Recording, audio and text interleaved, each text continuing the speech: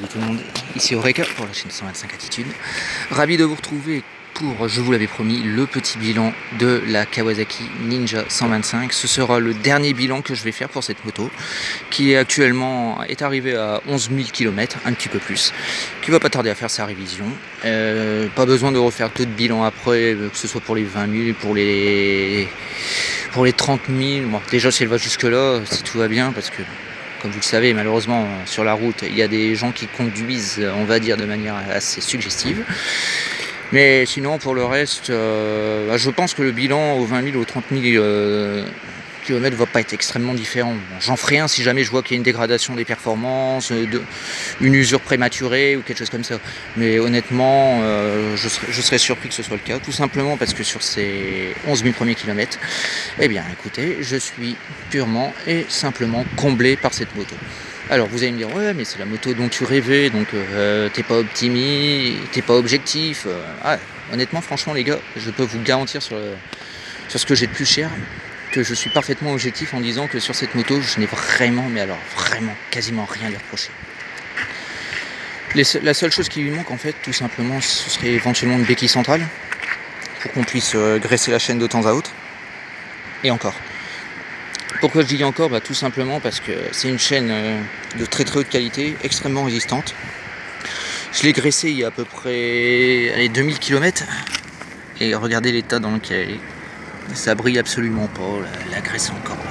Elle ne consomme rien en graisse, elle ne consomme rien en liquide de refroidissement, elle ne consomme rien en huile. Et l'entretien est tout simplement easy, extrêmement laxiste pour quelqu'un qui s'y connaît pas, c'est la moto rêvée. Je pense que pour sa sœur Z, ça doit être à peu près la même chose, puisque les performances et le comportement sont les mêmes, donc je pense que pour l'entretien c'est pareil. Ce sont toujours les pneus d'origine, au passage, je vous les montre. Ils sont un petit peu gris, mais rien de très dérangeant. Comme je le rappelle, le pneu de 100 à l'avant, le pneu de 130 à l'arrière. Bilan de consommation sur ces 11 000 km, on tourne à une moyenne en fourchette extrêmement haute de 3,2 litres.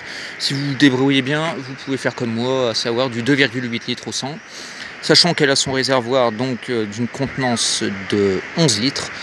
Vous avez donc largement de quoi faire 300 km sans aucun problème, et 350 si vous appliquez bien.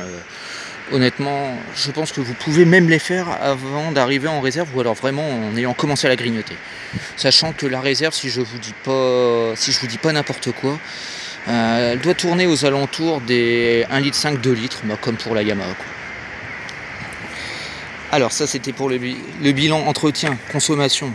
Je suis ravi, comme je vous l'ai dit, je n'ai absolument rien à lui reprocher. À peine une ou deux difficultés à démarrer, et ça c'est après des longues périodes. Mais sinon pour le reste, j'ai absolument rien à lui reprocher. Elle a vraiment beaucoup de points positifs. Je vais commencer justement par évoquer ces points positifs en vous parlant de, si vous avez bien suivi les précédentes vidéos sur cette moto, commencez à connaître la fameuse cartouche Haro. Alors vous allez me dire, ouais mais oui justement on la connaît, pourquoi t'en parles? Écoutez, depuis qu'elle a passé les 10 600 km, si je vous dis pas n'importe quoi, depuis qu'elle a passé ça, les 18 700 km, j'ai l'impression qu'elle a pris encore en termes de puissance. Je m'explique. Bon, comme vous le savez sans doute, c'est un moteur qui bénéficie d'une bride électronique aux alentours des 9500 tours minute. Je pense donc que c'est le moulin qu'ils utilisent sur les Kawasaki Ninja 150 WR dans les pays asiatiques. Alors je sais plus lesquels, Thaïlande, Taïwan, Inde, j'ai un doute. Je crois pas qu'elle soit commercialisée en Inde d'ailleurs. Avec la cylindrée des 150, et je pense que Kawasaki donc a repris ce moteur là, il a mis une bride parce qu'il ne voulait pas se gonfler à mettre du 125. Moto qui, je vous le rappelle encore, si vous la prenez à la bonne période, à savoir la période estivale, vous avez une extension de garantie de 2 ans pour 1 €, ce qui est, évidemment j'ai foncé dessus.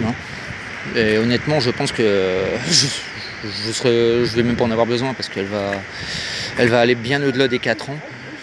Mais bon, on est toujours bien content d'avoir ça rassure un acheteur, et techniquement parlant, c'est aussi un très très bon argument de vente. C'est un petit peu comme les Honda qui sont passés à 5 ans de garantie sur leur dernier modèle, tout simplement parce qu'ils en étaient à 100% sûrs en termes de fiabilité, et ils ne se sont pas trompés, quoi. Voilà, donc ça c'était le petit point de base. Alors qu'est-ce que je vais pouvoir vous dire d'autre sur cette moto? Alors déjà niveau freinage, alors ça a été rodé extrêmement vite, ça s'est pas amélioré, donc ça veut dire que vous atteignez extrêmement vite le potentiel de freinage de cette moto, qui est d'ailleurs très très bon. Je me sers à 90% du temps uniquement du frein arrière. Je mets parfois un petit coup de claquette sur le levier parce que quand il faut vraiment s'arrêter. Sachant que le frein moteur est très très bon et que passer par exemple de 2 secondes à la première, après vous n'avez même pas besoin de vous arrêter et de mettre au point mort, quoi. Elle tient extrêmement bien son ralenti également. Alors par contre, c'est intéressant que je parle de la boîte de vitesse parce que j'allais oublier de vous le dire. La boîte de vitesse, c'est assez commun aux autres motos malheureusement. Donc c'est une boîte 6 rapports, je le rappelle. Et donc le rapport 2, 3, 4, 5, 6, vous avez absolument aucune difficulté à passer. Ça passe comme dans du beurre. Franchement, c'est à peine si vous avez besoin de bouger à la béquille, n'importe quoi, le sélecteur. Et elle anticipe, elle passe tout de suite à la vitesse supérieure, c'est parfait. Par contre, passer de la 2 au point mort, aucun problème, un très léger coup de claquet suffit. Alors par contre, pour passer du point mort à la 1 ou alors de la 2 à la 1, il faut quand même y aller franco. Mais j'ai entendu parler de ça sur beaucoup d'autres motos en 125, donc je pense que c'est pas une innovation en soi, quoi. Mais c'est une boîte qui fonctionne extrêmement bien, qui ne craque pas, qui a un très bon comportement, les rapports s'enchaînent extrêmement bien. Et comme c'est un moteur, je pense, vous me confirmerez si vous avez l'info, comme c'est un moteur de 150, donc dans les régimes bas, elle se comporte incroyablement vite. Je pense qu'elle fait le 0,70 en 6 secondes à tout casser. Donc pour les routes françaises, c'est extrêmement bien. C'est une moto qui va vraiment... elle était chère à un moment, peut-être au moment de sa sortie, elle bénéficie pas de la fourche inversée, donc c'est pas la meilleure. Mais en contrepartie, elle va quand même vous donner énormément d'agréments. Vous pouvez l'utiliser pour un usage polyvalent, que ce soit en ville, que ce soit sur les petites routes de campagne, les virolos, les montées.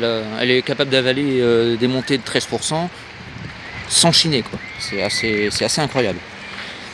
Et donc franchement, je suis extrêmement ravi de cette moto. Et si vous voulez savoir si c'est une très bonne première moto pour démarrer, bon, un peu cher, avec les réductions post-déconfinement, vous allez peut-être gratter une réduction à 500 €.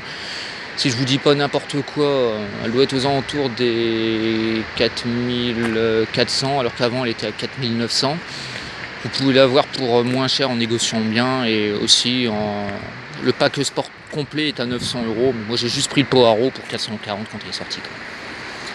Voilà, bah écoutez les copains, on va s'arrêter là, mais je pense que comme je vous ai parlé du haro qui s'est libéré, qui fait un meilleur bruit, on va finir par ça. Allez.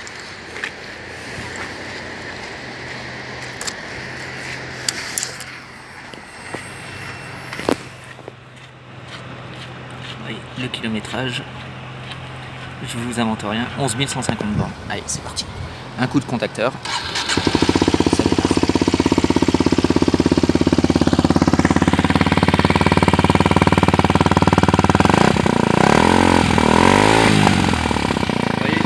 Crash nickel, c'est impeccable.